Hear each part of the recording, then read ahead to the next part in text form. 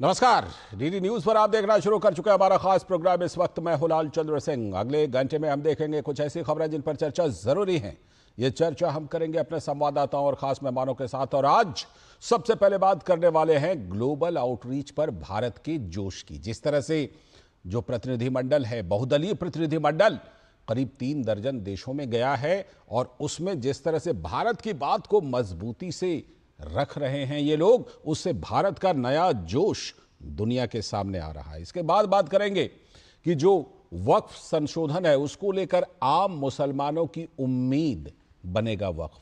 ये जो नया वक्फ एक्ट है उसका नाम उम्मीद है, तो इससे इसको जोड़कर देखा जा रहा है कि क्या ये आम मुसलमानों की उम्मीद नया वक्फ कानून बनेगा, क्योंकि 6 जून से इसमें वक्फ सुधार कार्यक्रम जो है वो शुरू हो रहे हैं, रजिस्ट्रेशन शुरू हो जाएगा। और उसके बाद आपको बताएंगे कि रामलला जो अयोध्या में भव्य राम मंदिर है वो अब पूर्ण रूप से तैयार हो गया है। तो एक और प्राण प्रतिष्ठा की तैयारी चल रही है। आपने पहले रामलला यानी भगवान राम के बालक स्वरूप की प्राण प्रतिष्ठा जो है वो 22 जनवरी 2024 को देखी थी, जब प्रधानमंत्री नरेंद्र मोदी भी वहां गए थे। और अब राजा राम यानी कि प्रभु श्री राम का जो राजा वाला स्वरूप है उसकी प्राण प्रतिष्ठा होनी है। तो इसकी भव्य तैयारी चल रही है, इसके बारे में भी आपको बताएंगे। होंगे तमाम सवाल जवाब, लेकिन सबसे पहले इस वक्त की हेडलाइंस। पूर्वोत्तर राज्यों में बाढ़ और बारिश से भारी नुकसान। प्रधानमंत्री नरेंद्र मोदी ने असम और सिक्किम के मुख्यमंत्री और मणिपुर के राज्यपाल से ली बाढ़ के हालात की जानकारी। युद्ध स्तर पर जारी है राहत और बचाव कार्य।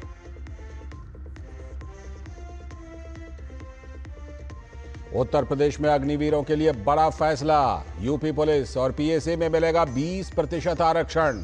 योगी कैबिनेट ने 10 महत्वपूर्ण फैसलों पर लगाई मुहर।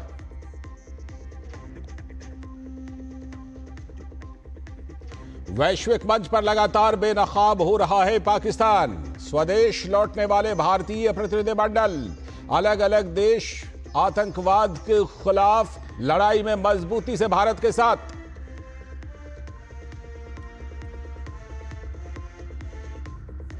अयोध्या में श्री राम दरबार की भव्य प्राण प्रतिष्ठा का शुभारंभ। 3 से लेकर 5 जून तक राम दरबार सहित अन्य देवालयों की प्राण प्रतिष्ठा का भव्य आयोजन।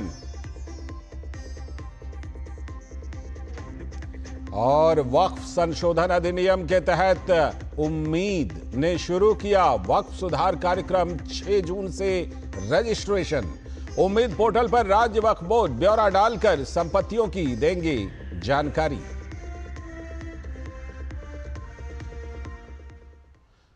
तो यह थी इस वक्त की हेडलाइंस। अब देखते हैं खबरों को विस्तार से। और आज हम सबसे पहले बात करने वाले हैं कि ग्लोबल आउटरीच पर जो भारत का जोश दिखाई दे रहा है दुनिया के मंच पर, जिस तरह से बहुदलीय दल जो है वो गया हुआ है उसको लेकर कि क्या कुछ उस तरह भारत की बात को वो लोग मजबूती से रख रहे हैं। तो ऑपरेशन सिंदूर के बाद यह भारत का सबसे बड़ा कूटनीतिक प्रहार है। जिस तरह से भारत का जो दल है वो पूरी दुनिया में है। ग्लोबल आउटरीच मिशन पर निकले भारतीय प्रतिनिधियों ने पाकिस्तान के आतंकी चेहरे को दुनिया के सामने बेनकाब कर दिया है।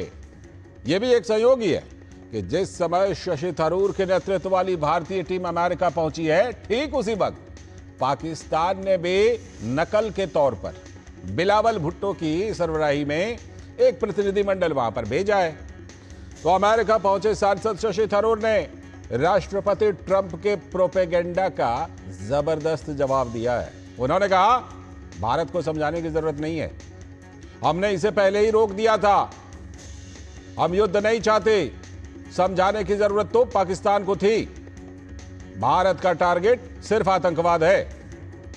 आतंकवाद के मुद्दे पर पाकिस्तान को बेनकाब करने में भारत की जो ये 7 सर्वदलीय प्रतिनिधिमंडल है, ये दुनिया के अलग अलग देशों में आतंकवाद के खिलाफ एक राय बनाने में काफी हद तक ये लोग कामयाब हुए हैं। और शशि थरूर ने तो संयुक्त राष्ट्र सुरक्षा परिषद यूएनओ में भी आतंकी संगठनों के संदर्भों को रोकने में पाकिस्तान को समर्थन करने के लिए चीन की भी आलोचना की।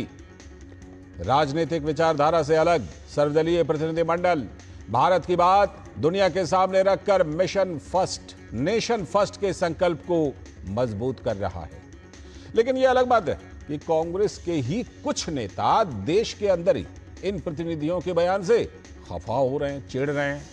कांग्रेस के नेता और पूर्व विदेश मंत्री सलमान खुर्शीद ने इस पर यह कहा, वो आतंकवाद के खिलाफ भारत का संदेश दुनिया तक पहुंचाने के राष्ट्र के मिशन पर हैं, लेकिन देश में कुछ लोग अपनी राजनीतिक महत्वाकांक्षा के कारण उल्टी सीधी बेतुकी बातें करते रहते हैं। सलमान खुर्शीद ने सोशल मीडिया पर पोस्ट कर लिखा, क्या देशभक्त होना इतना मुश्किल है? तो लोगों ने प्रतिक्रिया देते हुए लिखा, जब परिवार राष्ट्र से बड़ा हो जाता है तो ऐसा होता है। बहरहाल पाकिस्तान भी इस दौर में ग्लोबल आउटरीच मिशन पर है। नकल के तौर पर पाकिस्तान के जनरल, पीएम, मंत्री और प्रतिनिधि दुनिया को बता रहे हैं कि भारत ने उनका बहुत नुकसान कर दिया है। भारत के अग्रसेन से रीजन को खतरा है। अब तक जो बात पाकिस्तान की हुकूमत छुपा रही थी, वो दुनिया के सामने ऑपरेशन सिंदूर के इंपैक्ट में सच बयान सामने आ रहा है कि आखिर ऑपरेशन सिंदूर में हुआ क्या था और पाकिस्तान की कितनी धुनाई और धुलाई हुई थी। तो भारत के सीडीएस जनरल अनिल चौहान ने कहा है कि ऑपरेशन सिंदूर बेहद सफल रहा है। Operation Sindoor created a kind of an history of sorts as far as air warfare is concerned. Successful operations were carried out against an adversary which was almost equally matched, if you can say. It is not operations against an adversary which had no air force or no air defense worth its salt. So it was against an adversary, and against that, if you are able to carry out relentless operations deep inside with precision and offensive in intent, I think that was a big achievement, and we were able to penetrate those air defense networks with impunity and at will. तो Shangri La dialogue में CDS ने यह बात कही है। और कांग्रेस सांसद शशि थरूर ने कहा कि आतंकवादी के जनाजे में आर्मी के अधिकारी का दिखना पाकिस्तान के असली चेहरे को दिखा रहा है। This is a particularly troubling matter because it is about the use of terrorism as an instrument of state policy. You know, when we struck those terror bases on the 7th, as I said, every one of those bases identified linked to terror. Next morning, there is a funeral at one of the sites, conducted by a person who's also named in the committee, Hafiz Abdul Rauf, who's an elite figure named in the United Nations Sanctions Committee. He is conducting the funeral, and look who's attending: uniformed officers of the police and military of Pakistan. These are all military officers, and they're a couple of police people, senior officials. This is what is going on in Pakistan. तस्वीरें दिखा दिखाकर पाकिस्तान के धागे खोले जा रहे हैं। और जैसा हमने बताया कि नकल के तौर पर पाकिस्तान ने भी भेजा है, तो पाकिस्तान के पूर्व विदेश मंत्री बिलावल भुट्टो जरदारी ने कहा कि शांति सिर्फ डिप्लोमेसी और डायलॉग से ही संभव है। Recently, India launched an unprovoked, aggressive strike in Pakistan that killed innocent civilians. They targeted civilian infrastructure, including dams and worship places, resulting in the loss of innocent lives and the start of a war between two nuclear powers that was concluded through a ceasefire. But we believe that perpetual peace is only possible through dialogue and diplomacy. तो वहीं कांग्रेस के नेता सलमान खुर्शीद ने कहा, हम सिर्फ nation के mission के बारे में बताने आए हैं और इंडिया फर्स्ट यानी कि देशभक्त होना क्या इतना मुश्किल है? सुनिए।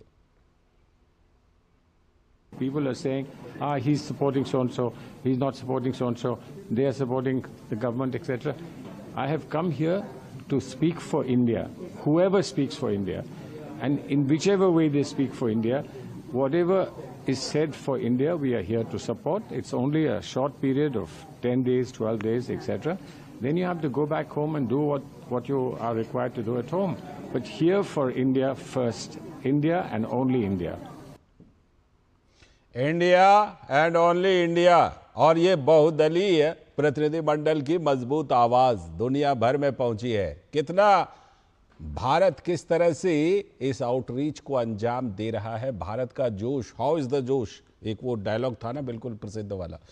तो कितना जोश हाई दिखाई पड़ रहा है। इसी पर बात करने के लिए हमारे साथ डॉक्टर गणेश मल्होत्रा, रणनीतिक और राजनीतिक मामलों के विशेषज्ञ। बहुत बहुत स्वागत सर आपका इस प्रोग्राम में। और साथ में हमारे सलाहकार संपादक विनोद मिश्र जी भी जुड़े हुए हैं। जिस तरह से डॉक्टर गणेश मल्होत्रा, कुछ प्रतिनिधिमंडल तो सर अब लौट भी रहे हैं क्योंकि उन्होंने अपने कार्य को बखूबी अंजाम दिया और अब लौट रहे हैं।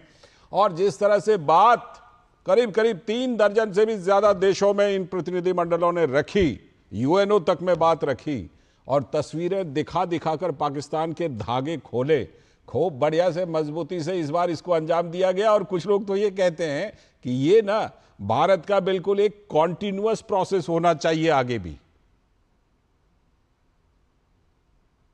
देखिए, जिस ढंग से भारत के जो डेलीगेशंस हैं और पर्टिकुलरली जो शशि थरूर का जो डेलीगेशन है, उन्होंने जिस ढंग से पाकिस्तान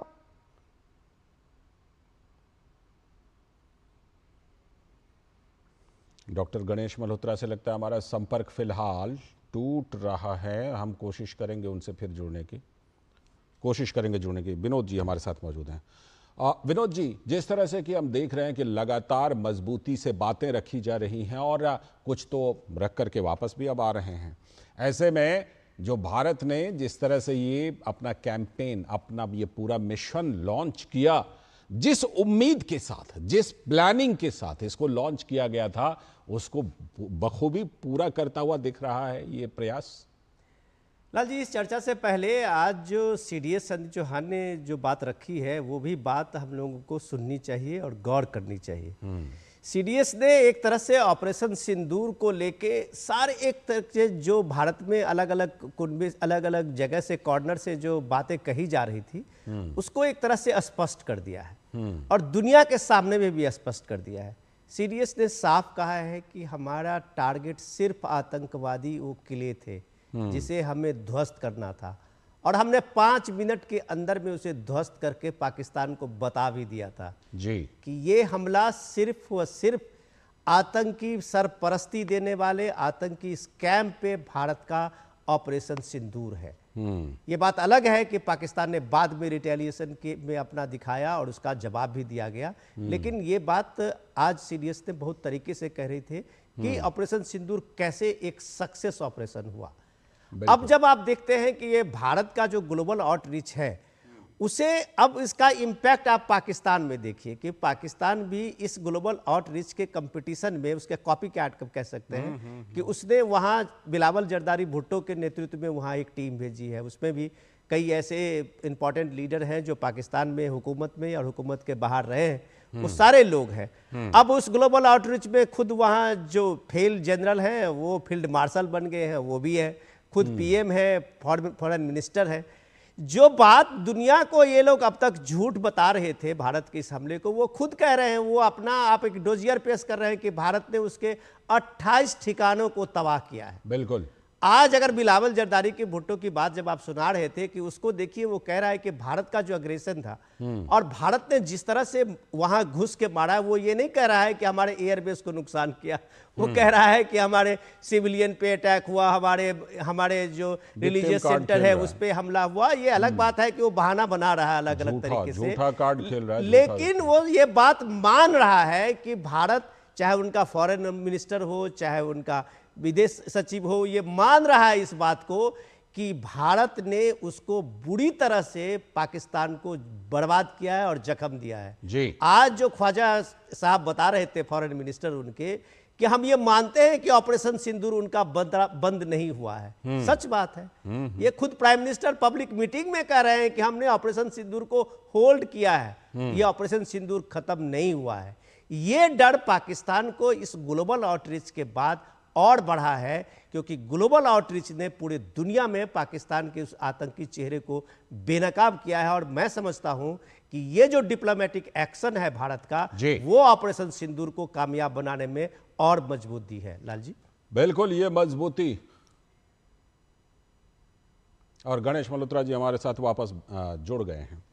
गणेश जी, जो सवाल मैंने आपसे पूछा था कि जिस तरह से भारत ने प्लानिंग की और जिस तरह से इसको कामयाबी मिली है, क्या ये माना जाए कि ऐसे प्रयास, क्योंकि भारत लगातार इस क्षेत्र में देखिए जूझ ही रहा है पाकिस्तान की जो गड़बड़ियां हैं उससे, तो क्या ऐसे प्रयासों को हमें और भी आगे भी जारी रखने की जरूरत है और ये लगातार चलते रहना चाहिए ताकि दुनिया को ये पता चले कि आखिर पाकिस्तान कितना बड़ा शैतान देश है और किस तरह से वो अमन चैन और तरक्की का दुश्मन है, ना खुद अमन चैन तरक्की करता है ना भारत को करने देता है। तो ये हमेशा दुनिया तक ये बात जाती रहनी चाहिए। देखिए, ये जो आउटरीच का प्रोग्राम है, आउटरीच का प्रोग्राम एक बहुत अच्छा इनिशिएटिव है गवर्नमेंट ऑफ इंडिया का जी। ये एक दर्शाता है कि भारत एक नेचुरली डेमोक्रेटिक देश है। आप देखिए कि जितने भी हमारे डेलीगेशंस हैं उनको लीड कौन कर रहे हैं, उनको ज्यादातर लीड जो है वो अपोजिशन पार्टी के लोग कर रहे हैं। मतलब कि हम सबको साथ लेके चलते हैं। पाकिस्तान के जो डेलीगेशन देखे, या तो प्रधानमंत्री जा रहे हैं, या आसिफ मुनीर जा रहे हैं, या बिलावल भुट्टो जा रहे हैं। तो ये एक अपने आप में पाकिस्तान को एक्सपोज करता है। जहां तक आप बात करते हैं कि जो शशि थरूर जी ने कहा है, शशि थरूर जी ने जो कहा वो एक तरीके से हम बिल्कुल एक सरल भाषा में कहें तो भिगो के जूते मारने वाली बात होती है, वो होती है। पाकिस्तान को भिगो के जूते मारे हैं क्योंकि पाकिस्तान तो बेशर्म है। पाकिस्तान को तो शर्म आती नहीं है क्योंकि इन्होंने शर्म बेच के ही IMF से लोन लिया है। और पाकिस्तान का जो पार्टनर इन क्राइम है वो चाइना है।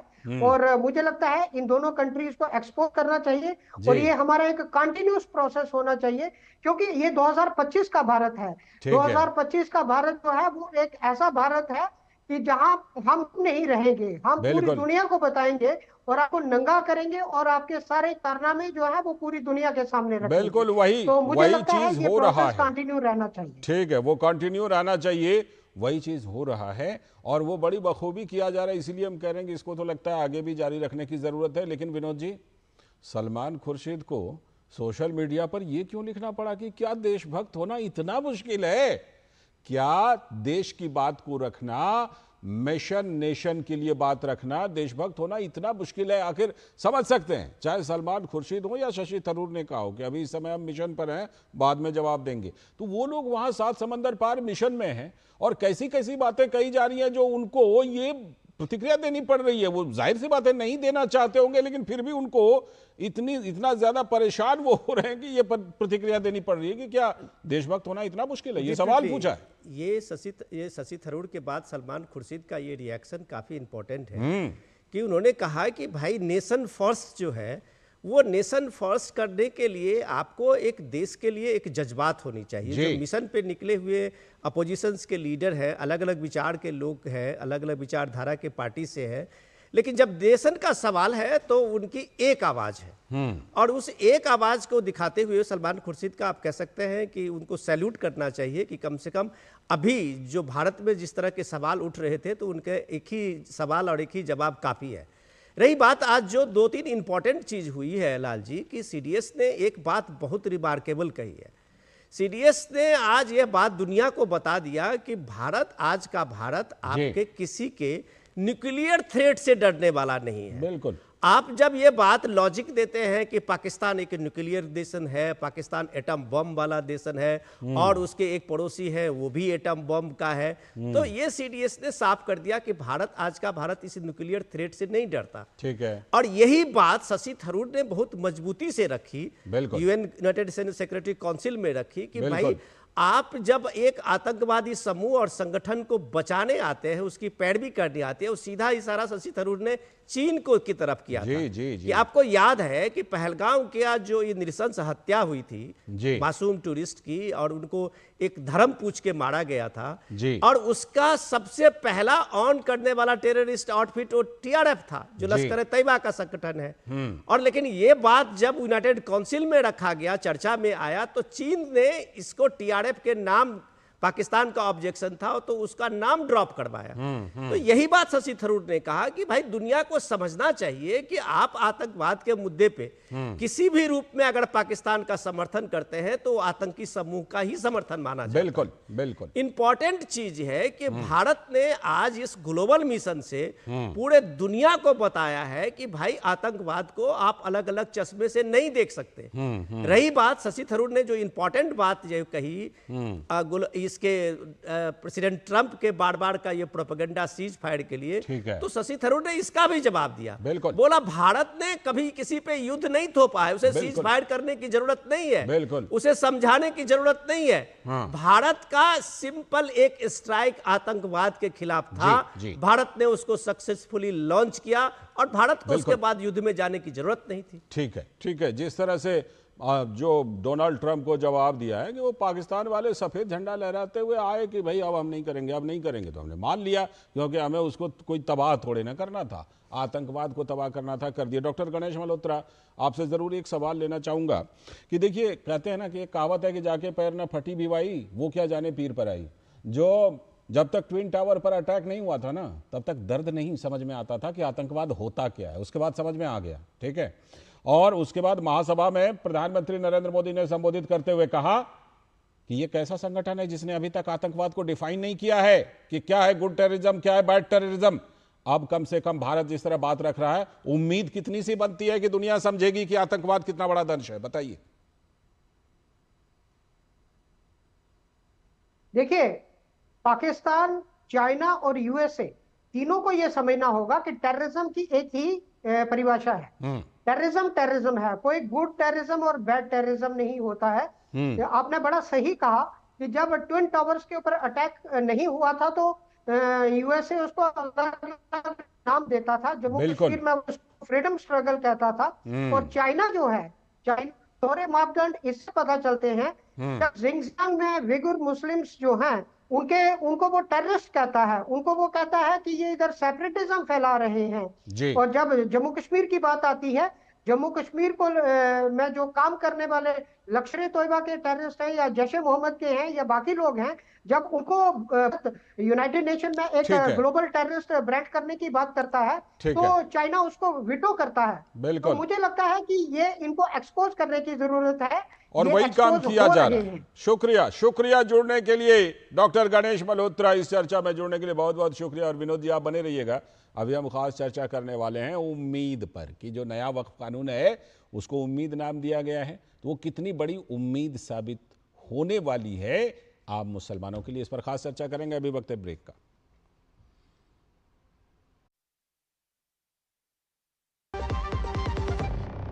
पता है, I was a bright student. कुछ करना चाहती थी, कुछ बनना चाहती थी। आप अपना खुद का स्टार्ट कीजिए ना, खुद का बिजनेस। पर उसमें पैसे तो बहुत लगेंगे ना। Zero investment. Zero investment? हाँ, I'm doing it. मैं एक प्रिंसिपल मैडम।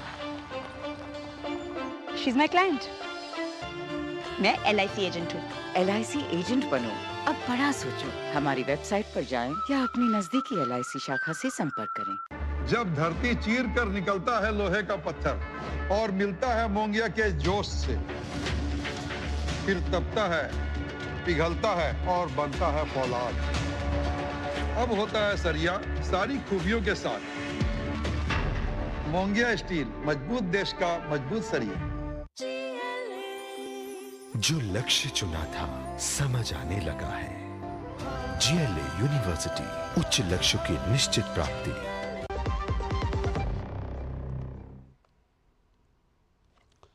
स्वागत है ब्रेक के बाद, आप देख रहे हैं DD न्यूज पर। इस वक्त जैसा कि ब्रेक पर जाने से पहले हमने बताया था कि अब हम खास चर्चा करने वाले हैं खास मेहमानों के साथ, और वो चर्चा होगी कि क्या आम मुसलमानों की उम्मीद बनने वाला है ये नया वक्फ कानून, क्योंकि 6 जून से रजिस्ट्रेशन शुरू हो रहा है।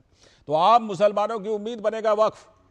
केंद्र सरकार जल्दी वक्फ उम्मीद पोर्टल पर पंजीकरण शुरू करने जा रही है। मीडिया की खबरों को अगर माने तो ये पंजीकरण 6 जून से शुरू होने वाला है। सुप्रीम कोर्ट में वक्फ संशोधन अधिनियम के खिलाफ याचिकाओं में सुनवाई हो रही है, उसके बाद अंतरिम फैसला सुरक्षित रख लिया गया है। लेकिन जो उम्मीद है पोर्टल है, उस पर रजिस्ट्रेशन इस प्रक्रिया को आगे बढ़ाने में मददगार साबित होगा।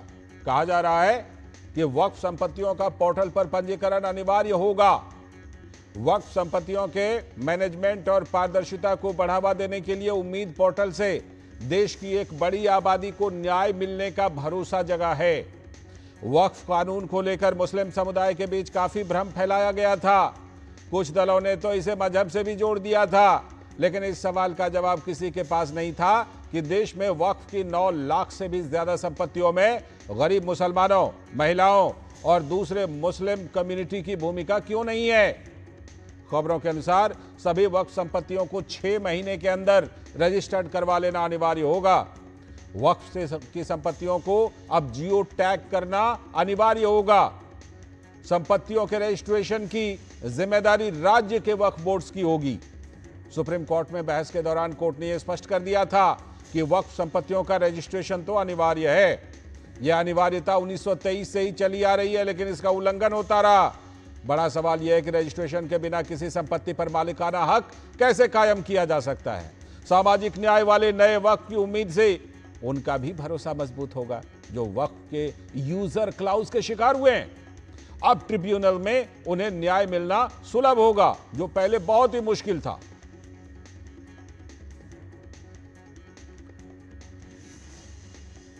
तो भाजपा के दिल्ली से सांसद प्रवीण खंडेलवाल ने कहा कि वक्फ कानून से वास्तव में लोग लाभान्वित होंगे और वक्फ कानून पर राजनीति करने वालों की राजनीति बंद होगी।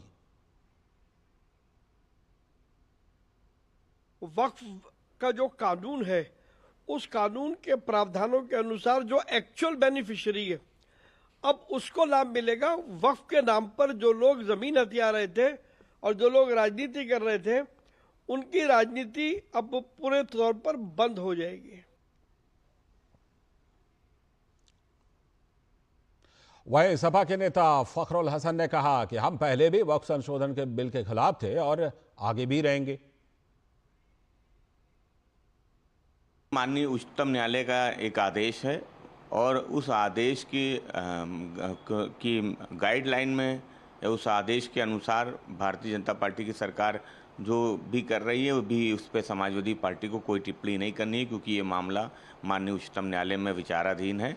जब उस पर कोई पूरा निर्णय आ जाएगा तो समाजवादी पार्टी इस पर ज़रूर बोलेगी, लेकिन समाजवादी पार्टी वक्फ संशोधन बिल का विरोध करती थी, करती है और करती रहेगी।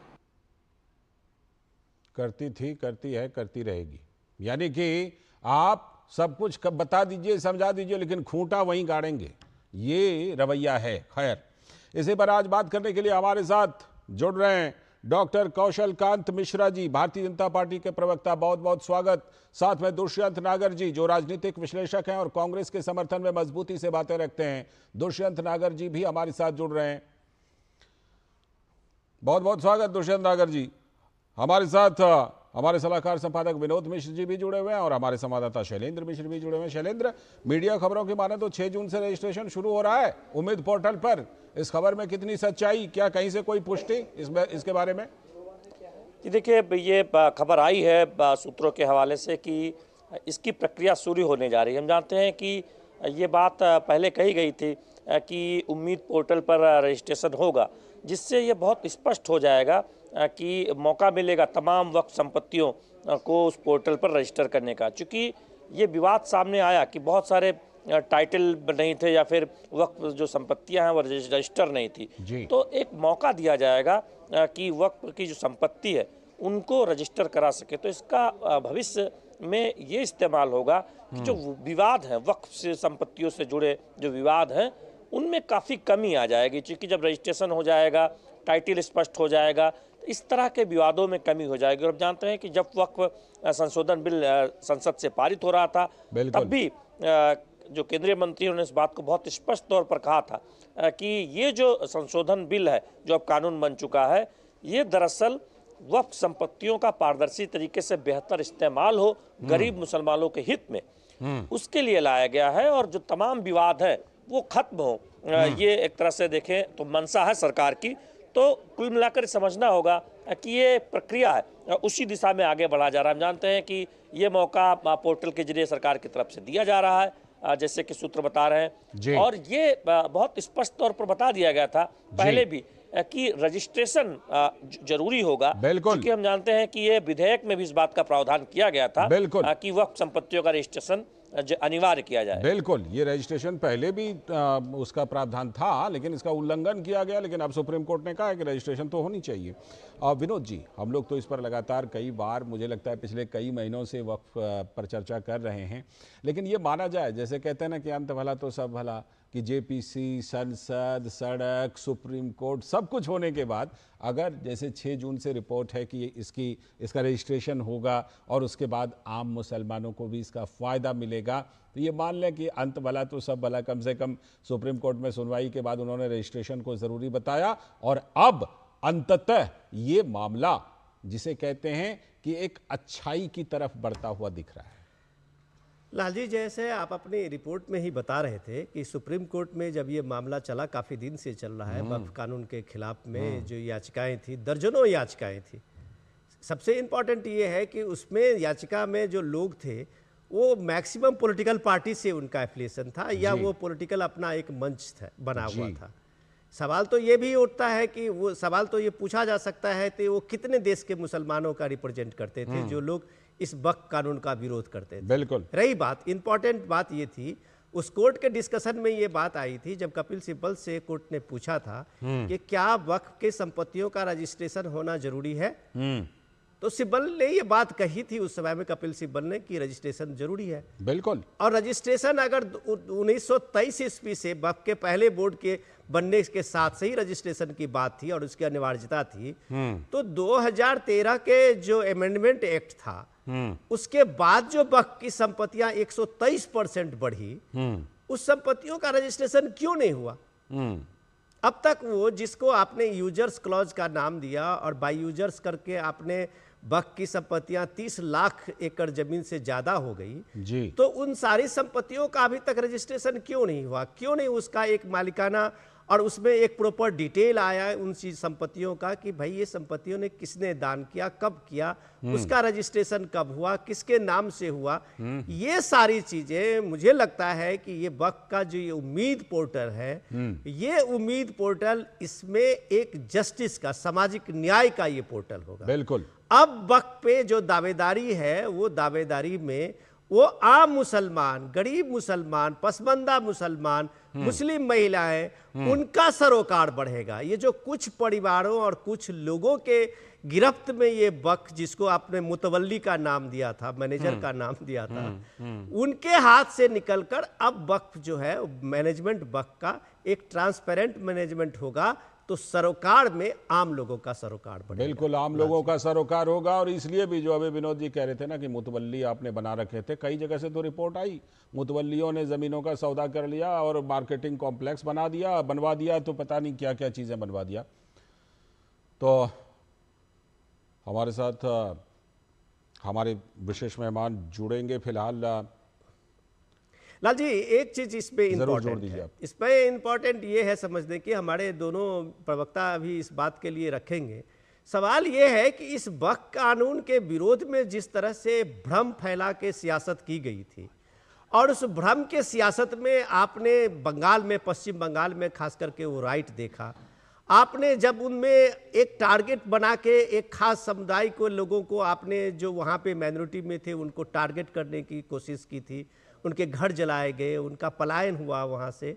तो मुझे लगता है कि इस देश में ये वक्फ के नाम पे जो एक सियासत और गोलबंद करने की कोशिश हुई थी, शायद 6 जून के बाद से जब इसका पोर्टल पे ये रजिस्ट्रेशन शुरू होगा, उसके बाद इन सारे भ्रम फैलाने की जो भी कोशिशें रही थी, उसका भी सच्चाई लोगों के सामने में आएगा कि एक्चुअल वक्फ का जो लोगों के साथ सरोकार वाला उम्मीद का वक्फ है, वो उम्मीद शायद कहीं से किसी के साथ क्या कोई भेदभाव करता है या नहीं करता है। ठीक है, मुझे लगता है कि 6 जून के बाद ये भी साफ होगा। बिल्कुल, ये साफ होगा। हमारे सारे मेहमान अब जुड़ गए हैं, तो मैं सीधे दुष्यंत जी के पास चलता हूं।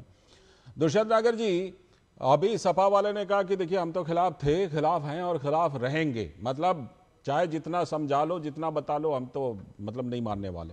ये बताइए, कुल मिलाकर के वक्फ के मामले में अब ये तो ज्यादातर जो विरोध करने वाले वो तो ये समझ गए ना कि हमने गलत किया था, हमने गलत को जारी रखा था, हमने सही तौर पर रजिस्ट्रेशन नहीं होने दिया था, लेकिन अब फाइनली अंत भला तो सब भला, जेपीसी से लेकर के संसद से लेकर के सुप्रीम कोर्ट से लेकर के सड़क तक सब जगह बात हुई, और अब कम से कम ये मान लिया जाए कि अब इस मामले में अच्छा हो रहा है और सबको बात मोटे तौर पर ज्यादातर लोगों को समझ में आ गई है, खासतौर पर इस नए कानून के विरोधियों को। दुष्यंत नागर जी, देखिए, बात मेरे आपके मानने या ना मानने से नहीं है। इस कानून से सीधा सरोकार किसका है, उन लोगों की सोच क्या है, हमने कानून किसके भले के लिए बनाया। अभी हमारे साथी मिश्रा जी कह रहे थे पसमंदा मुसलमान के लिए, गरीब मुसलमान के लिए। अरे भैया, पसमंदा और गरीब मुसलमान के लिए तो भारतीय जनता पार्टी और प्रधानमंत्री जी दावे करते हैं, लेकिन उनको मिलता कुछ नहीं है। उनकी राय क्या है, वो क्या सोचते हैं, सरकार के फैसले का उन पर क्या प्रभाव पड़ेगा जी, ये बड़ा प्रश्न है। बिल्कुल। और क्या जिस प्रकार से स्टैंडिंग कमेटी में विभिन्न जो हमारे प्रतिनिधि थे मुस्लिम समाज के, जिन्होंने अपनी आपत्तियां रखी, क्या सरकार उन्हें दूर कर पाई? क्या उनको विश्वास में ले पाई? अरे देश का मुसलमान तो वफादार है भारतवर्ष का। देखिए और पार्टी डेलीगेशन में किस तरह से जाके पाकिस्तान, वफादारी पर कहीं कोई सवाल ही नहीं है सर, वफादारी पर कहाँ सवाल है, सवाल कहाँ है? भरोसा नहीं है तभी तो आप सवाल उछालते नहीं, हो। नहीं नहीं नहीं, गलत कलर दे रहे हैं आप, गलत कलर दे रहे हैं, गलत कलर दे रहे हैं सर आप। मैं ये कह रहा हूँ, आप कह रहे हैं कि आम मुसलमानों का फायदा होगा कि नहीं होगा, मैं कह रहा हूं कि नए कानून में उसी का प्रावधान किया गया है। आपकी बात ये सच हो सकती है कि देखते हैं फायदा होगा या नहीं, लेकिन इतना तो गारंटीड है कि पुराने कानून में क्या फायदा हुआ हम सब ने देखा है। पुराने कानून में आम मुसलमानों को क्या मिला है हम सब ने देखा है। नए कानून में होगा या नहीं होगा, प्रावधान किया गया है, होगा या नहीं होगा, आपकी बात सही है कि देखेंगे फायदा होगा कि नहीं होगा। पुराने के वाले में तो गारंटी है ना कि नहीं हुआ है। नहीं, कैसे नहीं हुआ? क्या हुआ है फायदा पुराने में? पुराने वक्त कानून में आम मुसलमानों को क्या मिला है बताइए? गरीब मुसलमानों को आवास मिला, उनको व्यापार करने के लिए दुकानें मिली और कम दर पे मिली। कहां से डेटा लेकर आए आप? कहां से डेटा लाए हैं? पहले तो कुछ मिला आप सच्चर, आप ही, हम कहते हैं कांग्रेस सरकार ने जो सच्चर कमेटी का गठन किया था ना, आप उसी की रिपोर्ट ले लीजिए, आपको पता चल जाएगा आम मुसलमानों को क्या मिला है। करने के लिए कहा था, बुलडोज करने के लिए नहीं कहा। सच्चर कमेटी कहती है सुधार करो। इन्होंने कौन सा सुधार किया? देश में एक सुधार बता दें, इनका तो बुलडोजर चलता है।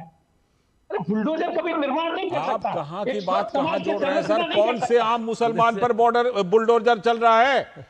बुलडोजर चाहे वो मुसलमान हो कि कोई और हो, कोई भी कम्युनिटी हो जो अपराधी है उसके घर पर बुलडोजर चलेगा। सर मैं संस्थाओं की बात कर रहा हूं, संस्थाओं को बुलडोज करने का काम भारतीय जनता पार्टी की सरकार ने किया है। कौन सी संस्था? लोकतंत्र को कमजोर करने का काम किया। सबसे बड़ी संस्था तो मीडिया ही है। गजब है, गजब है। मैं सोशल मीडिया अगर खंगालू ना तो देश के सबसे टॉप पर जो बैठे हुए हैं उनको हजारों गालियों का मैं एक लिस्ट बना कर दे दूंगा आपको। ये बुलडोज करके नहीं होता, ये लोकतंत्र में होता है, जो कि लोकतंत्र है। खैर अभी बहस वो नहीं है। कौशल कांत मिश्रा जी, आपने अभी, खैर वो बहस नहीं है, उस पर तो हम चाहें तो जितनी लंबी बहस कर लें कि क्या इस देश का लोकतंत्र कैसा है और कितनी आजादी है। खैर हाँ, कौशल कांत मिश्रा जी बताइए, नए कानून से आम मुसलमानों को कैसे फायदा होगा? ये तो गारंटीड है पुराने कानूनों से नहीं हुआ था, नए कानून से कैसे फायदा होगा बताइए। देखिए, नए कानून जो लाया गया है उसमें कुछ चीजें जो इम्पोर्टेंट इंटीग्रल पार्ट है, जो महिलाओं को हक को पुराने कानून में कंसीडर नहीं किया गया जी, वो ऑप्शनल था जी, वो मजबूरी नहीं थी। अब ये कहेंगे कि उसमें था, वो ऑप्शन दिया गया था, हो सकती है। अब ये कंपलसरी बना दिया है। पहले प्रॉपर्टी, घर की किसी प्रॉपर्टी है जिसके ऊपर महिला और पुरुष दोनों का नाम होता है, तो उसमें से महिलाओं से परमिशन नहीं ली जाती थी। महिलाओं को दरकिनार करके केवल पुरुष ही डिसाइड करते थे कि वक्फ को संपत्ति घोषित करनी नहीं। दूसरी चीज, सबसे बड़ी चीज है कि ट्रांसपेरेंसी आएगी। जो उम्मीद पोर्टल की बात हो रही है, उम्मीद पोर्टल पे सोचिए 1913 से वक्फ पहली बार बनाया गया था। 1913 से 2013 के बीच में जी कुल प्रॉपर्टी जो वक्फ में कमाई थी वो करीब एग्जैक्टली बताता हूँ 18 लाख एकड़ थी।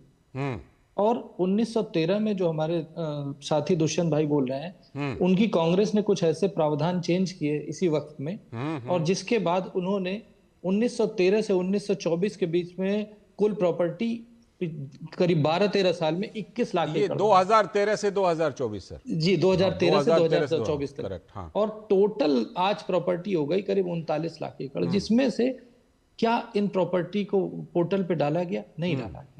जबकि वो पहले कानून की जो अंग्रेजों ने बनाया था उसकी भी अनिवार्यता थी कि हम उसको नोटिफाई करेंगे, बिल्कुल एग्जीक्यूट करेंगे, ऐसा नहीं किया गया। ठीक है, इतने सालों तक सबसे ज्यादा कांग्रेस ने राज किया, उन्होंने उसको करने की कोशिश नहीं की, बल्कि एक ऐसा कानून लाए जिसके बाद जो इन्होंने असीमित नागर साहब सुन लीजिए, आप तो समझदार आदमी हैं, आपने जो कानून में संशोधन किया उसके बाद ये देखिए कि 58,998 प्रॉपर्टी पे अवैध कब्जा किया गया। ठीक है, उसमें करीब करीब 32 बोर्डों ने 7,85,934 अचल संपत्तियां हैं जिसको नोटिफाई नहीं किया गया जी। 5,973 सरकारी संपत्तियों में वक्फ बोर्ड ने कब्जा कर लिया जी। आप ये देखिए, ये असीमित शक्तियां जो आपने दी, जो उसको भस्मासुर बनाया, जिसकी वजह से ये कानून को संशोधित करने की जरूरत पड़ी, वो जरूरत है। और एक आखिरी चीज बात करके खत्म करूंगा। आप कह रहे थे कि मोदी जी ने क्या किया पसमानदा मुसलमानों के लिए। साहब जो योजनाएं बनाई गई थी,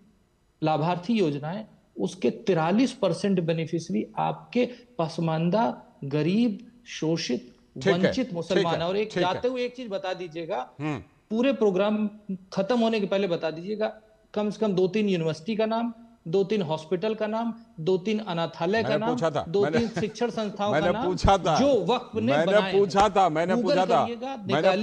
और सिर्फ पूछा ही नहीं था, बल्कि मैंने ये कहा था कि ऐसा कुछ है ही नहीं। पूछिएगा, सबने हाथ खड़े कर दिए, बिल्कुल कोई नहीं बता पा रहा। ठीक है, शैलेंद्र के पास मैं एक बार जरा चलता। शैलेंद्र, सच्चर कमेटी की रिपोर्ट के तो हम लोग गवाह रहे हैं कि सच्चर कमेटी किस तरह से यूपीए सरकार ने गठित की थी और उन्होंने मुसलमानों और खासतौर पर आम मुसलमानों की दुर्दशा पर कैसी अपनी रिपोर्ट दी थी। जो 2013 में संशोधन का लाभ गिना रहे हैं, उन्हें यह भी बताना होगा कि कैसे 2013 के संशोधन के बाद तमिलनाडु हो, कर्नाटक हो, सैकड़ों वर्षों से जो किसान जिनकी ज़मीनें थी, जो वो उस पर खेती का काम कर रहे थे, अचानक वक्फ का दावा कैसे आ गया, कैसे महाकुंभ की ज़मीनों पर वक्फ के दावे आ गए, कैसे देश की संसद तक पर वक्फ के दावे कर दिए गए। क्या इस्लाम को बता रहे थे, क्या कहना चाहते थे? और जब तुष्टीकरण की बात आती है तो चुप क्यों हो जाते हैं? या तो मान लें, कह दे कि वो अल्पसंख्यक यानी मुसलमानों के तुष्टीकरण पर कुछ नहीं बोलेंगे, उसको भी लाभ के तौर पर गिनाएंगे। बिल्कुल ठीक है। विनोद जी, जिस तरह से कि आम मुसलमानों और पसमानदा मुसलमानों की बात हुई, अबे नागर साहब कह रहे थे कि बहुत फायदा हुआ पुराने कानूनों से। अभी डॉक्टर कौशल कांत मिश्रा जी ने भी कहा और हमने भी कहा, कोई एक ऐसा फायदा दिखा दें जो इसमें कि वक्फ ने किया हो। और दूसरी तरफ किस तरह सच्चर कमेटी ने भी ये बात कही थी कि आना चाहिए 12,000 करोड़ रुपए या उससे भी ज्यादा सालाना। आता कितना है? 200 करोड़ रुपए। देखिए, अगर नागर साहब को मैं सुन रहा था, डॉक्टर साहब का भी मैं सुन रहा था, नागर साहब आप बगैर किसी तैयारी के आए हैं, मैं साफ साफ कह रहा हूं। आप जब बात कर रहे थे, सुनिए तो सही, वही बात आप बगैर तैयारी के ये सारी चीजें बोल रहे थे। ठीक उसी तरह जैसे आपके पार्टी कांग्रेस के लोग, ये उनको अब तक पता नहीं चल पा रहा है कि हम इस वक्त के सपोर्ट में जाएं या अगेंस्ट में जाएं। सुनिए, ये डायलेमा क्यों है? ये डायलेमा है, ये तमाम जो सो कॉल्ड सेकुलर पार्टी है इस देश में, वो सबसे बड़े हितैषी बनने के नाम पे, वक्फ के नाम पे मुसलमानों को गुमराह कर रहे हैं। साफ साफ सुनिए, ममता बनर्जी ने पूरे फौज उतार दिया पश्चिम बंगाल में इस वक्फ कानून के खिलाफ में। उसको ममता बनर्जी को अपना इकबाल दिखाना था। कांग्रेस पार्टी को इस वक्फ के नाम के विरोध में अपना इकबाल दिखाना है। समाजवादी पार्टी को अपना इकबाल दिखाना है। आपको क्या मिला भैया? आप जो है इस वक्फ के नाम पे जो लोगों को गुमराह कर रहे हैं, यही बात तो फारूक अब्दुल्ला बता रहे थे, यही बात तो कांग्रेस के जो बीजेपी के सांसद हैं पुराने, वो बता रहे थे, लालू यादव बता रहे थे कि पटना का पूरा डाक बंगला बेच दिया एक मुतवल्ली ने। बिल्कुल, आप लोग रजिस्ट्रेशन नहीं चाहते, आप लोग कोई सुधार नहीं चाहते हैं, सिर्फ आप लोग ये गुमराह करते हैं एक समुदाय को, मुस्लिम समुदाय को, कि आप दुष्यंत नागर जी का जवाब लेते हैं और आप लोग इस गुमराह करके दंगा करवाते हैं। ठीक है, दुष्यंत नागर जी कंक्रीट जवाब दीजिएगा। कोई डायलमा नहीं, कोई इधर उधर नहीं, एकदम कंक्रीट जवाब दीजिए। जब पूछा गया है कि पुराने वक्फ कानून के तहत कौन कौन से इंस्टीट्यूशन बने हैं, कौन कौन से काम किए गए हैं आम मुसलमानों के लिए, एकदम कंक्रीट गिनाइए आप। देखिए, सबसे पहले तो मैं जिस प्रकार से मिश्रा जी बढ़ा चढ़ा के पेश कर रहे हैं कि भाई रजिस्ट्रेशन का काम चालू हो गया है, 2013 के कानून में भी रजिस्ट्रेशन का प्रावधान था। अभी आपने लगता है सुप्रीम कोर्ट की सुनवाई सुनी ही नहीं। कपिल सिब्बल को क्या पूछा गया? अरे कपिल सिब्बल आपके कहे पहले कपिल होता सिब्बल था, ने अब क्या नहीं हो जवाब रहा। दिया है सुप्रीम कोर्ट में, बताइए। नहीं, आप बताइए ना क्या दिया है, मेरे को मैं वही तो जानकारी कह नहीं रहा है। हूं। उन्होंने कहा कि भाई ये रजिस्ट्रेशन का प्रावधान था पहले, बोला हाँ था। बोला कि ये क्यों नहीं हुआ, बोला रजिस्ट्रेशन जो है वो नहीं किया गया, जबकि इसका प्रावधान तो अंग्रेजों के जमाने से था वक्फ कानून में। तो ये श्रीमान जी, इतनी सिंपल सवाल भी आपको आंसर नहीं पता। पिछले 11 साल से सरकार किसकी है? 2013 में कांग्रेस की सरकार 14 में चली गई, मई के महीने में। इनको करना था, इन्होंने किया ही नहीं। अच्छा, अब ये कह रहे हैं कि अब आप कौशल कांत मिश्रा जी की पार्टी पर फेंक रहे हैं। ठीक है, ये तो आप मान लिए ना, ये तो आप मान लिए कि पुराना जो कानून था उसने कितना कबाड़ा किया था। अब जिम्मेदारी उस पर डाल रहे हैं, जिम्मेदारी बीजेपी पर डाल रहे हैं ना, हाथ डालने का। ठीक है, जिम्मेदारी बीजेपी पर डाल रहे हैं ना, तो इसीलिए जवाब डॉक्टर कौशल कांत मिश्रा। डॉक्टर कौशल कांत मिश्रा, हमारी सरकार जब से आई तब से उसने काम करना शुरू किया, रजिस्ट्रेशन प्रोसेस को देखना शुरू किया। तभी तो ये पता चला कि केरल के एर्नाकुलम जिले के 600 ईसाई परिवारों की पुश्तैनी जमीन पर वक्फ ने कब्जा बोल दिया। नहीं, फिर भी आपके ऊपर भी सवाल है, 11 साल आपको क्यों लग गए? 11 साल क्यों लग गए डॉक्टर कौशल कांत मिश्रा जी, बताइए। इन्होंने इतना मतलब कानूनी तौर पे जिस तरीके से असीमित क्षमताएं दी थी कि हम उसको कानूनी तौर पे कंट्रोल नहीं कर पा रहे थे, इसीलिए तो संशोधन लाना पड़ा। आप ये देखिए, करीब करीब 125 गुना प्रॉपर्टी का गेन पिछले 12 साल में हुआ जब से ये संशोधन लाए। हाँ। इसके अलावा देखिए, कर्नाटका के 40 वक्फ संपत्तियां हैं, जिसमें खेत, सार्वजनिक भूमि, कब्रिस्तान, झील और मंदिर। और कब्रिस्तान वो क्रिश्चियनों के, उस पर भी वक्फ ने कब्जा डाला। ठीक है। इसी तरीके से कर्नाटका के किसानों में विजयपुरा में 1500 एकड़ 15,000 एकड़ जमीन, बल्लारी में, चित्रदुर्ग में, यादगिरी में, धारवाड़ में किसानों की जमीन पे बिल्कुल, ये कब्जा तमाम बोल दिया। पूरे देश ये से- सारे पूरे देश फैक्ट से इस तरह की हैं। लिस्ट जब आई है, सही बात। रजिस्ट्रेशन प्रोसेस चेक किया गया, ठीक है। चीजों को आइडेंटिफाई किया गया, तभी तो कांग्रेस ने जो इसको कहते हैं भस्मासुरी शक्तियां दी, तो उसका चलिए पता ठीक है, चला। समय की कमी है सर, समय की कमी। फिलहाल शुक्रिया डॉक्टर कौशल कांत मिश्रा जी, डॉक्टर कौशल कांत मिश्रा जी, यूनिवर्सिटी का नाम, दुष्यंत नागर जी, फिलहाल यूनिवर्सिटी का शुक्रिया, नाम, हॉस्पिटल का नाम, शुक्रिया, किसी संस्थान शुक्रिया। का नाम तो दे दीजिए। विनोद जी शुक्रिया, और शैलेंद्र आपका भी शुक्रिया। एक बात तो बिल्कुल साफ है, देखिए नए कानून से कितना फायदा होगा आम मुसलमानों को, वो तो हम देखेंगे, बिल्कुल देखेंगे। और ये सवाल बिल्कुल जायज था कि देखते हैं कितना फायदा होता है। प्रावधान तो किए गए, इतनी तो बिल्कुल साफ है कि पुराने कानून से कोई फायदा नहीं हुआ था। वक्त अभी एक ब्रेक का, और ब्रेक के बाद जब लौटेंगे तो आपको दिखाएंगे कि अब जाकर अयोध्या में जो राम मंदिर है अब वो पूरी तरह से पूर्ण हो चुका है, उसका कार्य पूर्ण हो चुका है। तो एक और प्राण प्रतिष्ठा की तैयारी चल रही है, इसके बारे में बताएंगे।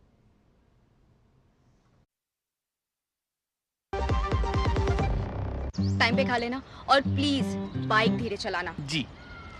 और ये तुम्हारी सेफ्टी के लिए। अरे एक बात तो रह गई, LIC ये हमारी सेफ्टी के लिए। दिल की सुनो, LIC चुनो। LIC हर पल आपके साथ। मेरी पसंद, मेरी पसंद, मेरी पसंद, मेरी पसंद, हमारी पसंद, हम सबकी पसंद। मजबूत देश का मजबूत सरिया हो गया स्टील। जो लक्ष्य चुना था समझ आने लगा है। GLA यूनिवर्सिटी, उच्च लक्ष्य की निश्चित प्राप्ति। स्वागत है ब्रेक के बाद, आप देख रहे हैं इस वक्त। और जैसा कि ब्रेक पर जाने से पहले हमने बताया था, अब आपको दिखाएंगे पूर्ण भव्य राम मंदिर की छटा, क्योंकि भव्य राम मंदिर अब पूर्ण रूप में सामने आ चुका है। अयोध्या में भव्य राम मंदिर में दूसरी प्राण प्रतिष्ठा शुरू। राजा राम अब होंगे विराजमान। राम दरबार और परिसर के अन्य मंदिरों में आज से प्राण प्रतिष्ठा का समारोह शुरू हो गया है। आज सुबह 6:30 बजे से दूसरे प्राण प्रतिष्ठा समारोह की हुई शुरुआत। यह समारोह 3 जून से लेकर 5 जून तक चलने वाला है। साल 2024 में 22 जनवरी को भगवान श्री राम बालक स्वरूप में राम लला के रूप में स्थापित किए गए थे, और प्रधानमंत्री नरेंद्र मोदी ने 22 जनवरी 2024 को यह प्राण प्रतिष्ठा की थी। आपको वो दृश्य तो याद होंगे ही। अब दूसरी प्राण प्रतिष्ठा में भगवान राम राजा के रूप में स्थापित किए जाएंगे। राम मंदिर के पहले तल पर राजा राम का दरबार होगा। दरबार में भगवान राम, लक्ष्मण, भरत, शत्रुघ्न, माता जानकी और सेवक हनुमान होंगे। प्राण प्रतिष्ठा समारोह के लिए एक अभेद्य सुरक्षा और प्रबंधन योजना भी तैयार है। रामेंद्र सिंह हमारे संवाददाता जुड़ चुके हैं इस पर और ज्यादा जानकारी देने के लिए। रामेंद्र, जरा आपकी नजरों से हम लोग देखना चाहेंगे, हमारे दर्शक देखना चाहेंगे कि ये जो भव्य राम मंदिर अब अपने पूर्ण स्वरूप में सामने आया है, क्या कुछ इसमें जुड़ा है? क्योंकि 22 जनवरी को तो रामलला बालक रूप का प्राण प्रतिष्ठा बालक रूप की गई थी प्रधानमंत्री नरेंद्र मोदी के द्वारा, और क्या क्या इसमें जुड़ा? देखिए लालचंद जी, हम अपने नज़र में दिखाएं या भगवान शिव की नज़र से दिखाएं कि भागवत में भगवान शिव ने कहा कि अयोध्या ब्रह्म स्वरूप है और जो सरयू नदी है वो सगुण स्वरूप है, और वहाँ के रहने वाले जितने लोग वो जगदीश के स्वरूप में यानी भगवान के स्वरूप में जो लोग रह रहे हैं। तो जाहिर है कि अयोध्या का महात्म इसी से अंदाज़ा लगाया जा सकता है। और मंदिर में माँ कौशल्या के पुत्र तो स्थापित हो गए थे राम, लेकिन माँ सीता के पति के रूप में राम नहीं स्थापित हुए थे। जब तक राजा रामचंद्र नहीं स्थापित होते हैं तब तक आपके रामराज की संकल्पना अधूरी है। भगवान रामचंद्र जी अपने पूरे दरबार के साथ उपस्थित हो रहे हैं, जिसमें माँ सीता जी होंगी, लक्ष्मण जी होंगे, हनुमान जी होंगे, उसके अलावा भगवान शिव की भी उपस्थिति वहाँ होगी। और एक कहानी है कि जब भगवान राम जी पैदा हुए तो भगवान शिव आए उनके दर्शन करने के लिए, और नंदी से कहा कि आप भरतकूप के आसपास का जो जंगल है वहाँ रहिए, और आ गए और यहाँ से लौट के ही नहीं जा रहे थे। तो जो भरतकूप में भगवान शिव का मंदिर है, वहाँ भगवान जो नंदी की प्रतिमा है वो उल्टा मुँह करके खड़ी है, भगवान शिव की प्रतीक्षा कर रही है। यानी यहाँ सारे देवलोक के जितने भी देव पुरुष हैं वो सब अयोध्या में उपस्थित है। तो इस मंदिर के जैसे पूरा दरबार सज जाएगा, 6 तारीख से दर्शन के लिए खुल जाएगा, 5 को प्राण प्रतिष्ठा हो जाएगी। तो जाहिर है कि अयोध्या पहले से बदली है, और ये बदली हुई अयोध्या पूरे दुनिया में राम के संकल्प, राम के जो पुनीत कार्य हैं, जो राम के प्रेरणा है, उसको आलोकित करेगी पूरी दुनिया को। बिल्कुल, मैं देख रहा हूं कि आपके कंधे पर ना राम नामी गमछा भी है, ठीक है, जिसमें राम लिखा हुआ है। रामेंद्र, आपके नाम में भी राम है, और आपके नाम का अगर संधि विच्छेद किया जाए तो राम प्लस इंद्र रामेंद्र, और इंद्र का मतलब राजा होता है, यानी आपके नाम में राम और राजा दोनों हैं। तो इस बार जो प्राण प्रतिष्ठा होनी है, प्रभु श्री राम के राजा स्वरूप की प्राण प्रतिष्ठा होनी है वहाँ पर। क्या कुछ तैयारियाँ, क्योंकि सुरक्षा को लेकर भी चाक चौबंद व्यवस्था की गई है, और क्या इस मौके पर भी श्रद्धालुओं की भारी भीड़ वहाँ पर आ सकती है? देखिए, कैमरामैन से कहेंगे कि ये 3-4 बजे के आसपास का समय है, लेकिन श्रद्धालुओं का तांता लगा हुआ है भगवान राम के मंदिर के जाने के लिए, और अभी भी लोग आ रहे हैं। ऐसा नहीं कि ये चीज़ें बंद हुई हैं, लोगों का आना नहीं बंद हुआ है। और भगवान राम की बिना तो भारत की संकल्पना ही अधूरी है। अगर भगवान राम की संकल्पना छोड़ दीजिए तो शायद पूरे भारत की संकल्पना नहीं की जा सकती। और ज़बरदस्त सुरक्षा व्यवस्था की गई है। उत्तर प्रदेश के फोर्स, पूरे इंटेलिजेंस की एजेंसियां यहाँ लगाई गई हैं, और पूरे जो इलेक्ट्रॉनिक्स इंस्ट्रूमेंट हैं उनको व्यवस्थित किया गया है। तो सुरक्षा के अभेद जो व्यवस्था की गई है। उसके अलावा जो लोग आ रहे हैं, जो नियमित दर्शन करना चाहते हैं, उनके लिए दरबार खुला है। महासचिव ने, जो ट्रस्ट के महासचिव, उन्होंने कहा कि ऐसे केवल इसलिए ना है कि प्राण प्रतिष्ठा हो रही है, उसमें लोगों की भूमिका नहीं है। केवल मुख्यमंत्री जी आएंगे और 5 तारीख को 12 बजे के आसपास प्राण प्रतिष्ठा का कार्यक्रम आयोजित किया जाएगा, उसमें सम्मिलित होंगे, लेकिन रूटीन दर्शन हो रहे हैं और बाकी व्यवस्थाएं दुरुस्त की गई हैं, ठीक हैं। ठीक है, सौभाग्यशाली हैं आप इसके प्रत्यक्षदर्शी वहां पर बन रहे हैं। रामेंद्र, सचमुच सौभाग्यशाली हैं। बहुत बहुत धन्यवाद आपका जुड़ने के लिए। आपके माध्यम से हम इसके बारे में अपने दर्शकों को बताते रहेंगे। फिलहाल आज के इस वक्त में इतना ही। नमस्कार।